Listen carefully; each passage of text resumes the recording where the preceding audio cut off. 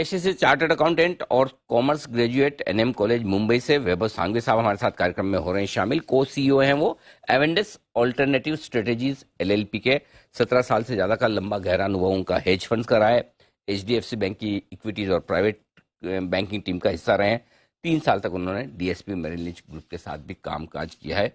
सांघवी साहब, बहुत बहुत स्वागत है आपका, धन्यवाद हमें समय देने के लिए। सबसे पहले तो हमने आपको विशेष आमंत्रित किया है बजट को लेकर, तो बताएं सर, क्या उम्मीदें हैं बाजार की इस बजट से? क्या स्पेसिफिकली क्या चाहता है, क्या नहीं चाहता है? So, Anil ji, I think market की काफी सारी एक्सपेक्टेशंस एज यूजुअल हर बार होती है बजट से, और इस बार कोई अलग नहीं है। और हम चाहते हैं कि अगर मार्केट चाहता है कि गवर्नमेंट का फोकस जो अभी तक कंटिन्यूड रहा है सप्लाई साइड पे, वो कंटिन्यूड रहे। केपेक्स में भी जो जिस हिसाब से फोकस रहा है वो भी कंटिन्यूड रहे। साथों साथ ये भी मार्केट चाहता है कि ज्यादातर के कैपिटल मार्केट्स की डेवलपमेंट में उन वो कंटिन्यूड रहे, सहभागी बनना इन terms of predictability on the taxation side. So all in all I think जिस हिसाब से फिस्कल हमें देख रहे हैं कि काफी कंट्रोल में है, और जिस हिसाब से हम देख रहे हैं कि जो फूड सब्सिडीज की कब एक मेजर लिया थोड़े दिनों पहले, I think all in all ये एक सकारात्मक मूव है। और हमें लगता है कि बजट उसी लाइन पे रहना चाहिए।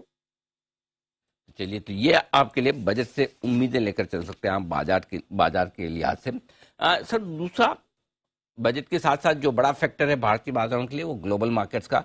लेकिन बड़े लंबे समय बाद अब हम ये देख रहे हैं कि ग्लोबल मार्केट्स उतने मजबूत नहीं दिख रहे हैं जितने, हमारे मार्केट उतने मजबूत नहीं दिख रहे हैं जितने ग्लोबल मार्केट्स दिखते थे। क्या वजह आप समझते हैं, और 2023 में फिर ग्लोबल मार्केट्स और हमारा दोनों का रिश्ता कैसा रहेगा?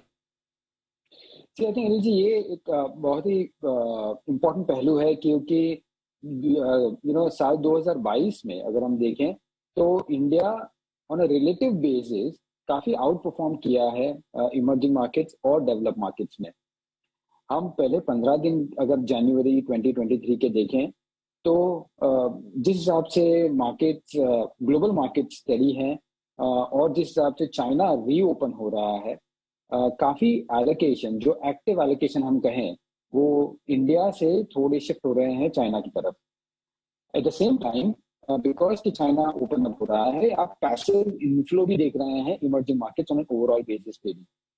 सो कंफ्यूजन ये है कि वाइल पैसिव थोड़ा इनफ्लो है, लेकिन जो रीबैलेंसिंग हमने जो 2022 में देखा था चाइना मार्केट से इंडिया मार्केट की तरफ, वो आई थिंक वो थोड़ा रिवर्सल हो रहा है। और इसीलिए हमारा जो आउट परफॉर्मेंस अभी तक बना हुआ था, वो हम थोड़ा गिव अवे कर रहे हैं at this point in time. ये कितनी तक देर तक चलेगा, आई थिंक वो लंबे समय तक तो नहीं चलेगा। ये थोड़ी एफपीआई सेलिंग पे ध्यान रखना है कि वो कब खत्म हो जाती है, और जब जिस टाइम वो खत्म हो जाती है हमें लगता है कि हमारा मार्केट वापस परफॉर्म करना चालू कर देंगे। सो काफी पहलू है, from weakening global markets, weakening global economy, earnings downgrade, but interest in emerging markets. So थोड़ी वॉलेटिलिटी रहेगी फर्स्ट क्वार्टर के दरमियान। तो थोड़ा वोलेटाइल रहेगा, ये बात तो सही है। लेकिन आइए अब भारतीय बाजारों की बात करें। सर, क्या इस साल कुछ बड़े मूवमेंट्स दिखते हैं या फिर ठंडे रहेंगे बाजार? कैसी रेंज आप देख रहे हैं, किस तरह का मूवमेंट आप देख रहे हैं, बताएं सर। 2023 साल बहुत ही इंटरेस्टिंग रहेगा, क्योंकि ये एक ऐसा साल रहेगा जहां आपका अगर हम दिसंबर एंड 2023 देखें तो दोनों एसेट क्लासेस, डेट और इक्विटी, अगर हम देखें तो दोनों परफॉर्म करेंगे। हमें लगता है कि फ्रॉम अ डेट पर्सपेक्टिव हम टर्मिनल रेट के करीब है, और वहां से हमें लगता है कि रेट्स इधर प्लेटोड हो जाएंगे या bye the end of the year थोड़े सॉफ्टनिंग भी हो सकते हैं। तो इस दरमियान आप डेट में भी निवेश करना एक एन एसेट एलोकेशन बेसिस अच्छा रहेगा। एट द सेम टाइम हमें ये भी लगता है कि इंडिया का आउट परफॉर्मेंस, इंडिया का ग्रोथ, इंडिया की कंपनियों के मार्जिन, रेवेन्यू, ये सब स्टेडी रहेंगे। ऑफ कोर्स थोड़े डाउनग्रेड्स होना पॉसिबिलिटी है, but from a global perspective India continued रहेगा एक वेरी अट्रैक्टिव मार्केट होना। सो प्रॉबेबली कि फर्स्ट क्वार्टर फर्स्ट हाफ ये एक्सपेक्टेशन है कि इक्विटी मार्केट्स थोड़े वॉलेटाइल या वीक रहेंगे, बट सेकेंड हाफ में अच्छी बढ़ोतरी दे सकती है इन एंटिसिपेशन के इंटरेस्ट रेट्स कट हो सकते हैं।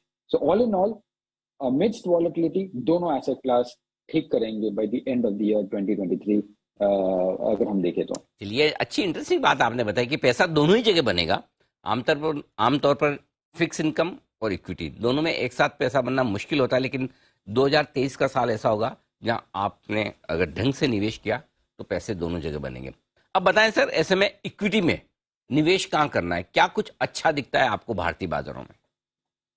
See, I think from a equity perspective 2023 साल अगर हम देखें तो बैंकिंग एक सेक्टर है जो आपके अगले पहले शो में भी बात हुई, बट बैंकिंग एक सेक्टर है जो कंटिन्यूड परफॉर्मेंस करेंगी at least from the earning perspective.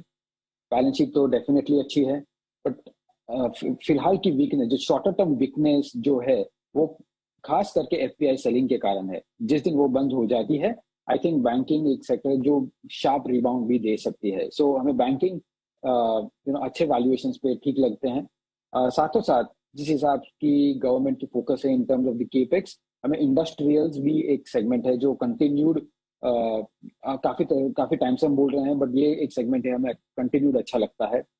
और लास्टली कि रूरल इकोनॉमी हमें लगता है कि ये साल काफी बेहतरीन करेगी। जो अभी क्रॉप की सोइंग देखें, क्रॉप प्राइसेस देखें, वो सब स्टेडी है, और हमें लगता है कि जो इनकम लेवल्स है रूरल इकोनॉमी वो अच्छी तरह से बढ़ेगी, और वहाँ भी हमें लगता है कि गतिविधि अच्छी और एक्टिविटी अच्छी रहेगी in terms of the economy.